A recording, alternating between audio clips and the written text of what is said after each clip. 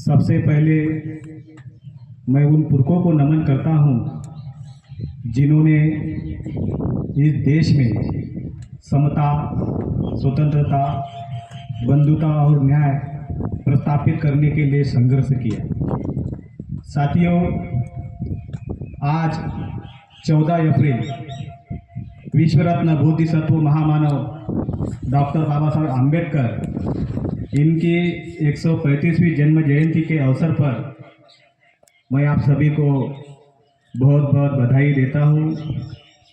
आज के इस विचार मंच पे उपस्थित सभी मान्यवर वक्तागण और सामने बैठे सभी मेरे मातृ पितृ शक्ति, युवा शक्ति, सभी को जय जोहार, जय मूल्यवासी, जय आदिवासी, जय संविधान, जय भारत।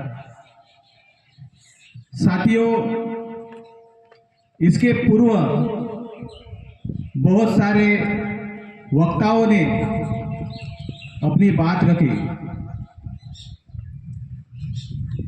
साथियों, आज वर्तमान में जिस तरीके से महामानव डॉक्टर बाबा साहेब आम्बेडकर इनके आज हम सभी लोग देख रहे हैं कि विश्व रत्न महामानव डॉक्टर बाबा साहेब आम्बेडकर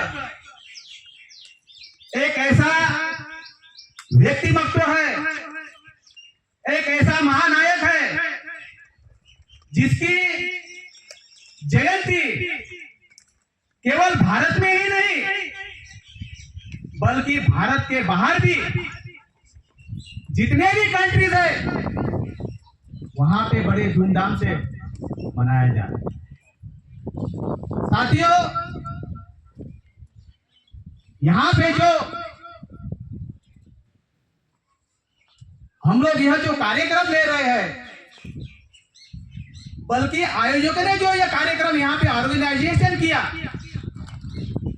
यह कोई भाषणबाजी का कार्यक्रम नहीं है या फेंकने का कार्यक्रम नहीं है। आप सभी लोग जानते हैं कई लोग ऐसे हैं कि इस देश में केवल भाषण ज्यादा देते हैं और ज्यादातर फेंकते ही रहते हैं। पता है ना कौन लोग फेंकते हैं? कि सौगंध है मुझे इस मिट्टी की, सौगंध है मुझे इस मिट्टी की, मैं देश बिकने नहीं दूंगा क्योंकि मैं इस देश का सेवक हूं। ऐसा फेंकते ही रहते हैं। लेकिन मैं आप लोगों को बता देना चाहता हूं कि हमारा जो मालकियत है, हमारे जो भी साधन संसाधन में हमारा अधिकार है, वो सब बेचा जा रहा है। हम इस देश के मूल मालक हैं, फिर भी इस देश में हम लोग नौकरों की तरह। क्यों? क्योंकि हमारे महापुरुषों ने जो मिशन चलाया था,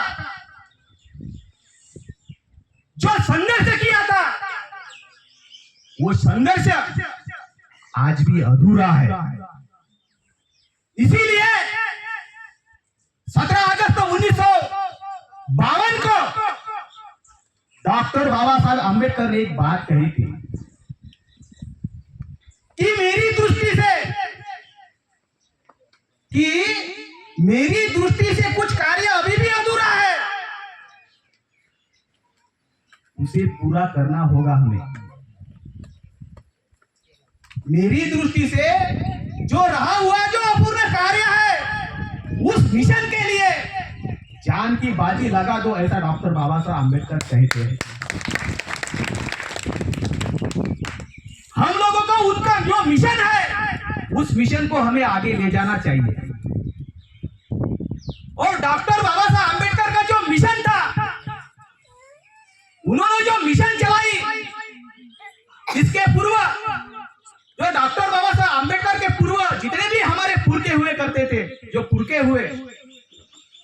का मिशन और डॉक्टर बाबा साहब आम्बेडकर का मिशन वो एक ही था, एक ही मिशन था, एक ही संघर्ष था।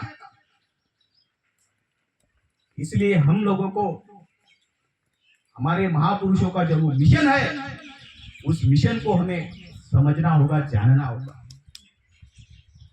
बहुत सारे लोग हमारे महापुरुषों को केवल मानते हैं, हमारे महापुरुषों को केवल मानते हैं, जानते नहीं। हमारे महापुरुषों को केवल मानते हैं लेकिन जानते नहीं। साथियों, मानना और जानना ये दो अलग बातें हैं। मान लो डॉक्टर बाबा साहब आम्बेडकर, बहुत सारे लोगों को पूछा जाए कौन थे, उन्होंने संविधान लिखा, इसीलिए उन्हें भारत रत्न डॉक्टर बाबा साहब आम्बेडकर कहते। बिरसा मुंडा, उन्होंने जल जंगल जमीन की लड़ाई लड़ी, लेकिन उनका जो सही मिशन बहुत सारे कम लोग जानते हैं। उनका जो मिशन है उन मिशन को हमें जानना होगा। उनका जो मिशन था वो एक ही मिशन था कि इस देश में समता, स्वतंत्रता, बंधुता और न्याय प्रस्तापित करने का जो संघर्ष था। लेकिन आज वर्तमान में आप सभी लोग जानते हैं, क्या इस देश में समानता है? वर्तमान में इस भारत देश में समानता है, बंधुता है, न्याय है? हमें न्याय मिल रहा क्या? नहीं, क्योंकि इस देश में आज भी असमानता है, आज भी हमारे लोगों के ऊपर अन्याय अत्याचार हो रहा।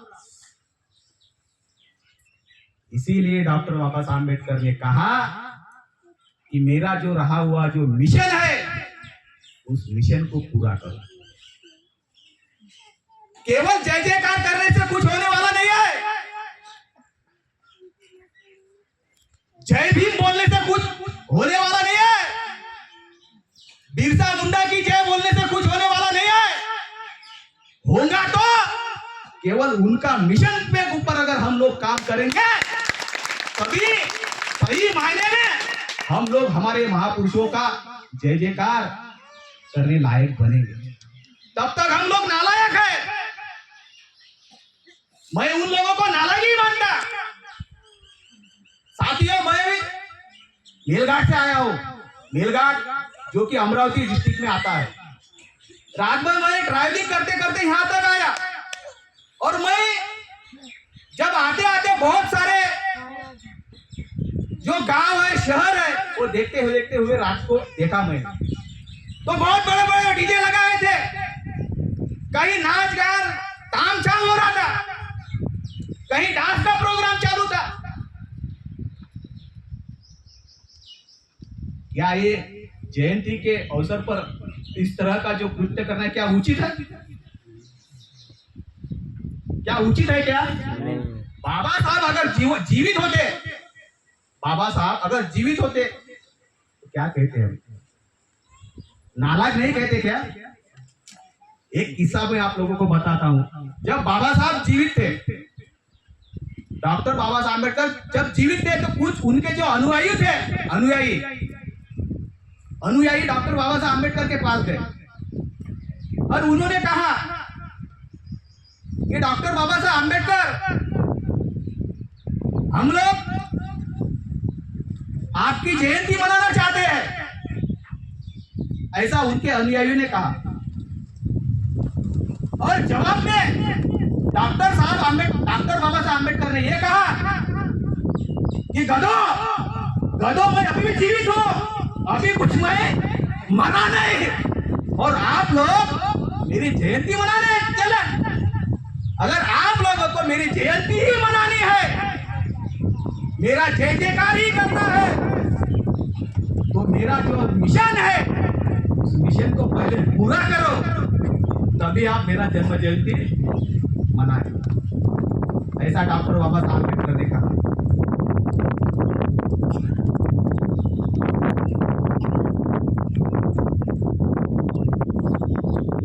साथियों,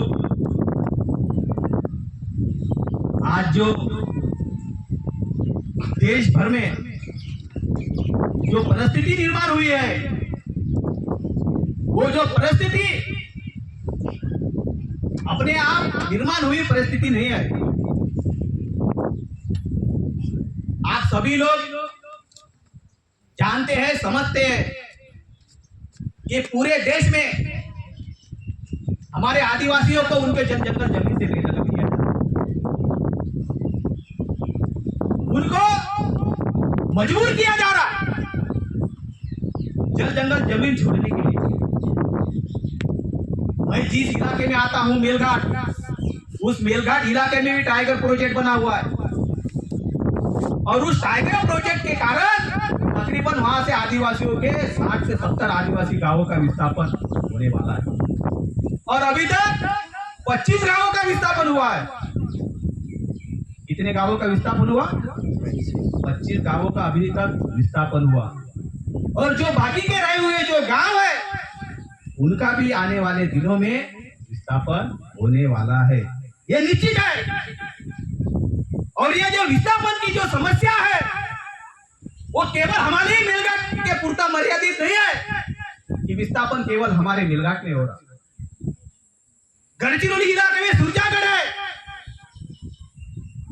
सुरजागढ़, उस सुरजागढ़ इलाके में भी बड़े पैमाने में हमारे आदिवासियों को उनके जंगल जमीन से बेदखल किया जा रहा है।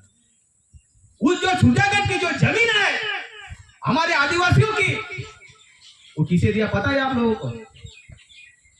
किसे दिया? उद्योगपतियों को दिया। और हमारे आदिवासी लोगों के जो जमीन से माइंस बड़े पैमाने में निकाला जा रहा है, यह पूरे देश में चल रहा। ये विस्थापन की जो समस्या है, विस्थापन की समस्या से हम लोग जो जूझ रहे हैं, यह पूरे देश का मामला है।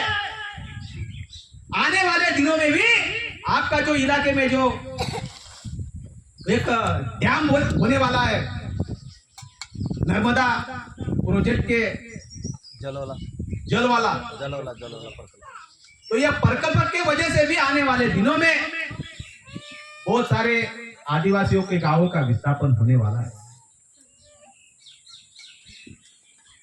हमें आज सोने की नहीं है, हमें आज जागने की जरूरत है। ये जो लड़ाई है, ये लड़ाई हमारी अंतिम पीढ़ी की लड़ाई है। अगर आज भी हम लोग जागे नहीं, तो हमारी जो आने वाली जो पीढ़ी है, आने वाली जो नस्ल है, तो एक दिन खत्म होने वाली है। देखने से कुछ होने वाला नहीं है, या कोई दूसरा डॉक्टर बाबा साहब अम्बेडकर यहां पे पैदा होकर हमारी समस्या का हल करने वाला नहीं है, या बिरसा मुंडा फिर से आने वाला नहीं है,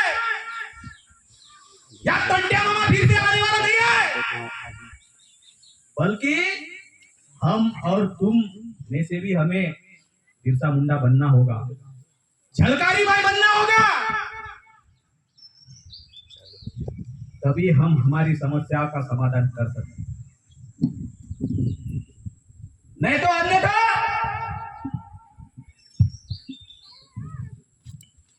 तो अन्यथा विनाश निश्चित है, और ये विनाश शुरू है। हम लोग हमारे नेता के ऊपर भी भरोसा नहीं कर सकते। अभी तक हम लोग नेता के ऊपर ही भरोसा करते आए। हमारे आमदार है, खासदार है, मंत्री है, राज्यपाल है, यहां तक कि हमारी राष्ट्रपति है।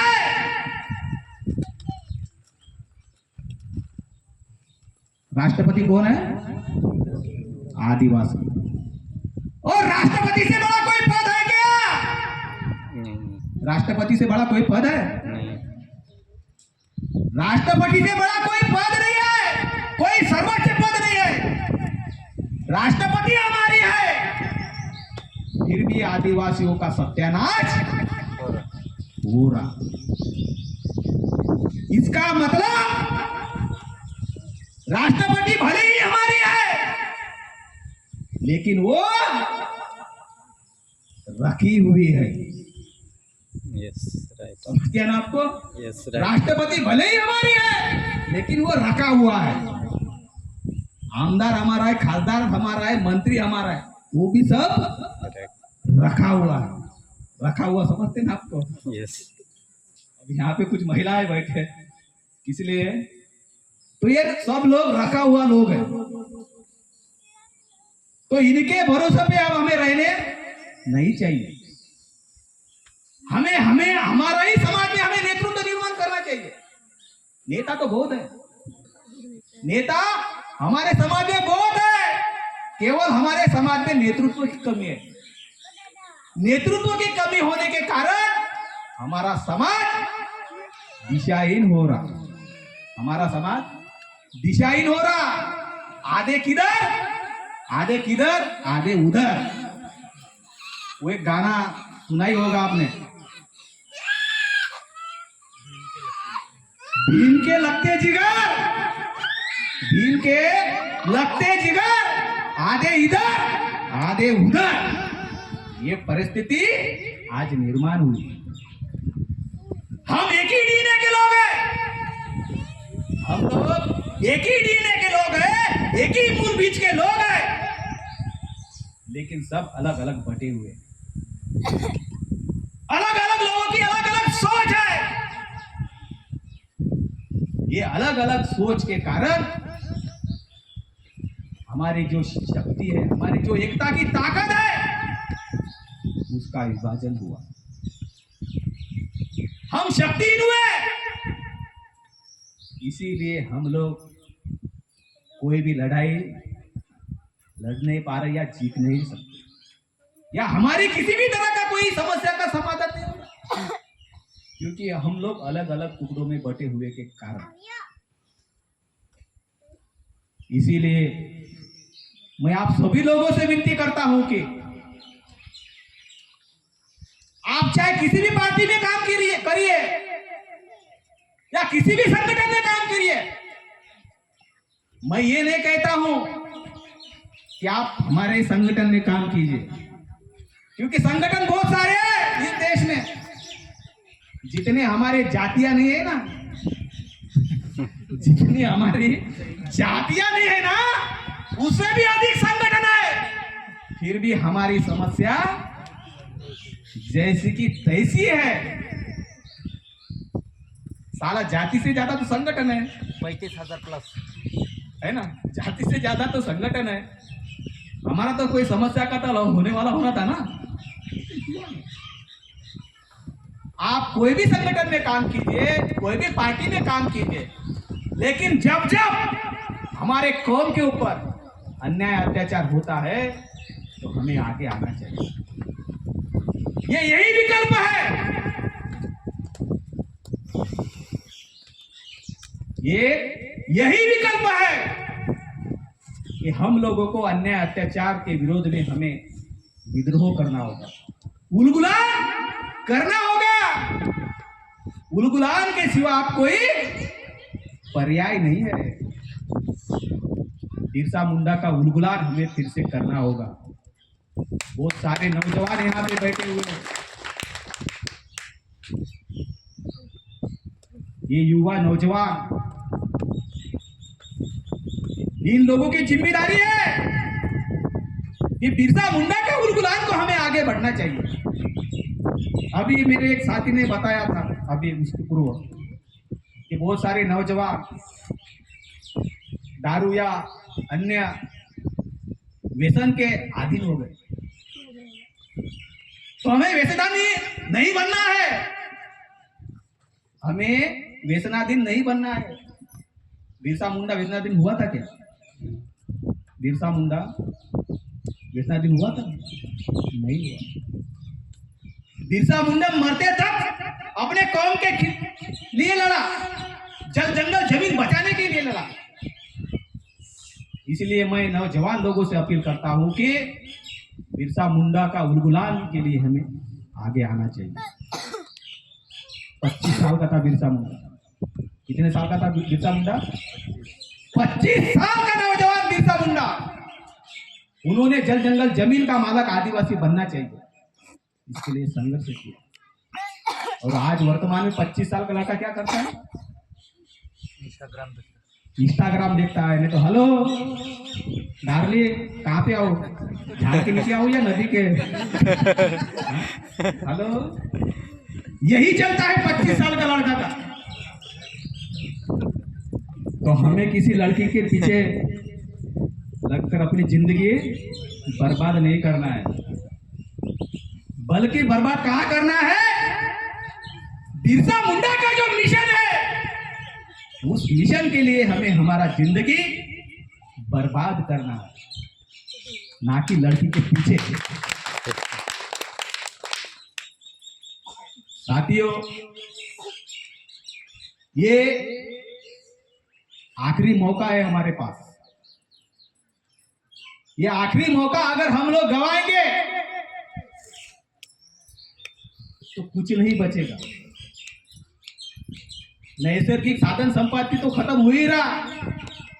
आप लोगों को पता होगा गैस अभी मिल रहा है क्या आपकी इधर? नहीं मिल रहा। हमारे पुरखों लोगों को पता था कि जो भी नैसर्गिक साधन संपत्ति है वो निरंतर है। जो हम अभी जंगलों में, नदी, पहाड़ों में जहां भी हम लोग निवास करते हैं, साधन संसाधन नैसर्गिक वहां पे भरपूर है और ये निरंतर चलने वाली प्रक्रिया है। हम लोग, हमारे जो पुरखे जो लोग थे, वो प्रकृति पर ही निर्भर करते हुए आए, लेकिन आज उलट हो रहा। आज उलट हो रहा, प्रकृति एक साइड हो रहा और आधुनिक आ रहा। ये आधुनिकीकरण के कारण से हमारी जो पीढ़ियां वो बर्बाद हो रही। तो ये जो बचाने की जो जिम्मेदारी है, ये दायित्व है, ये हम सब लोगों की है। ऐसे ही अभी हमें खामोश नहीं रहना, हमें आगे आना चाहिए, चाहे वो किसी भी कम्युनिटी से हो।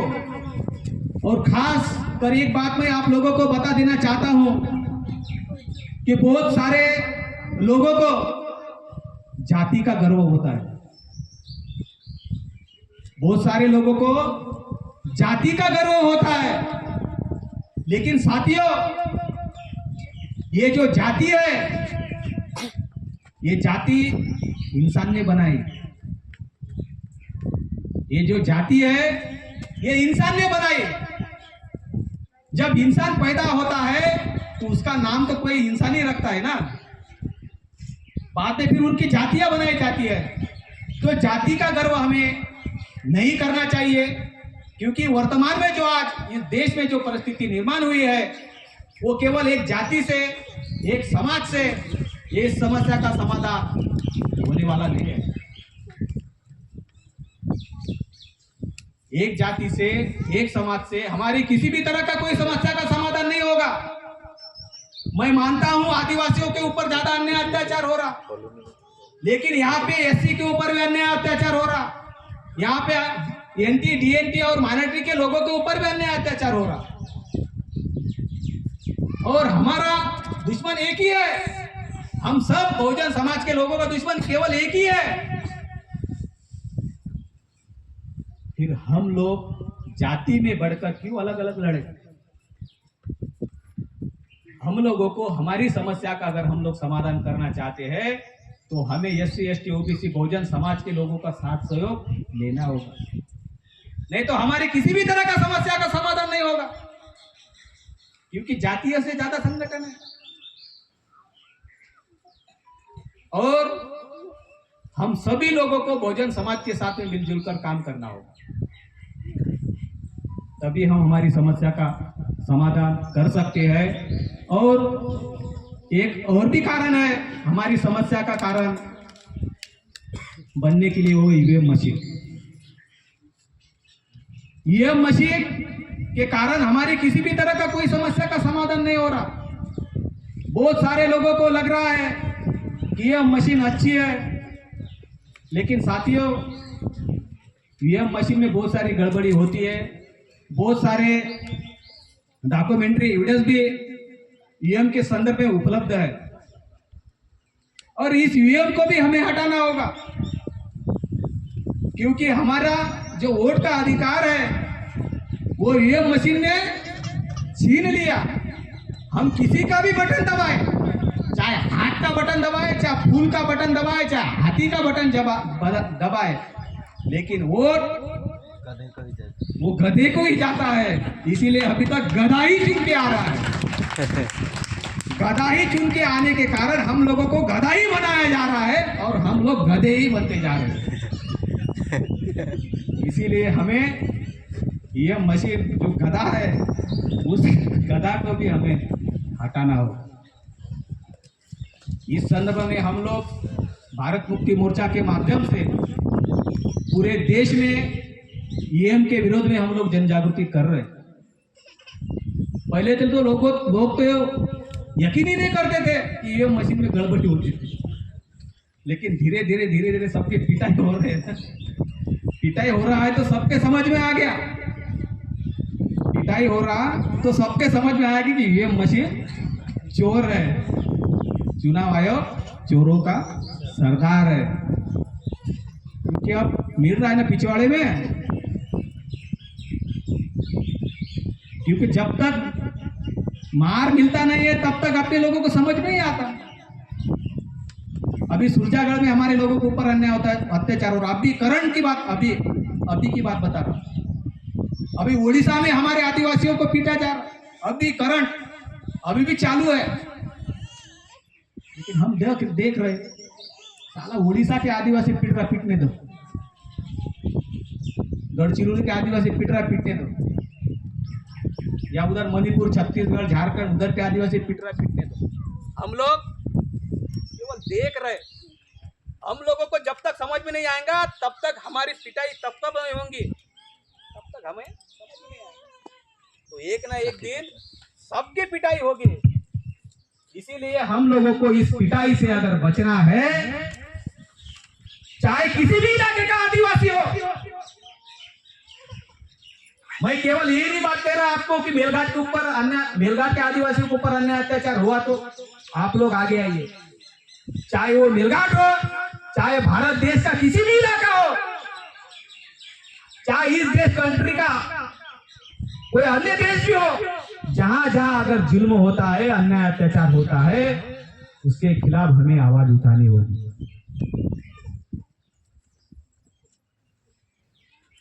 ये वर्तमान में अभी हमें सब जरूरत है इसकी।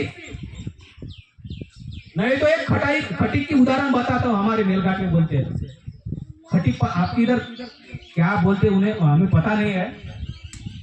जो मटन बेचने वाले मुर्गा रहता ना, खटीक बोलते हैं, क्या बोलते हैं, कुकड़ा बोलते हैं ना। तो जो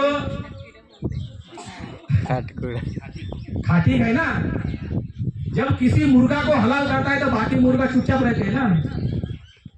बाकी मुर्गा बोले जान दे साला, उसको कटाई हो रहा है, उसका हलाल हो रहा है, अच्छा है चुपचाप रहो। नहीं तो अगर हम लोग चिल्लाएंगे तो हमारा भी नंबर है, इससे चुपचाप रहो। लेकिन उसे पता नहीं कि बाद में मेरा भी नंबर आने वाला है। इसी तरह हमारा सबका नंबर आने वाला है, कोई बचने वाला नहीं है। इसीलिए मैं अंत में इतना ही कहता हूँ कि बहुत सारे और भी कुछ वक्तागण है, बोलने के लिए तो बहुत कुछ है, लेकिन एक दिन में यह संभव नहीं है। तो मैं अंत में इतना ही कहता हूँ कि जो हमारी जो युवा शक्ति है, जो नारी शक्ति है, इन लोगों ने हमें इस मिशन के लिए, हम सभी लोगों ने इस मिशन के लिए आगे आना चाहिए। ये अंतिम लड़ाई है और आज के युवा पीढ़ी यही एक हमारे आगे विकल्प है। जाति भेद, समाज भेद, संगठन भेद व्यक्ति भेद, राजकीय भेद, पार्टी भेद, इससे अलग होकर यह सब एक साइड रखकर हम सभी लोगों को एक मंच में, एक प्लेटफॉर्म में हमें आना होगा, तभी हमारी समस्या का समाधान हम लोग कर सकते हैं। अन्यथा विनाश तो शुरू ही है। इतना ही मैं इस मौके पे कहना चाहता हूँ। आप सभी लोगों ने मेरी बात ध्यानपूर्वक सुना, इसलिए मैं आप सभी का आभार मानता हूँ। धन्यवाद। जोहार। जय संविधान, जय भारत।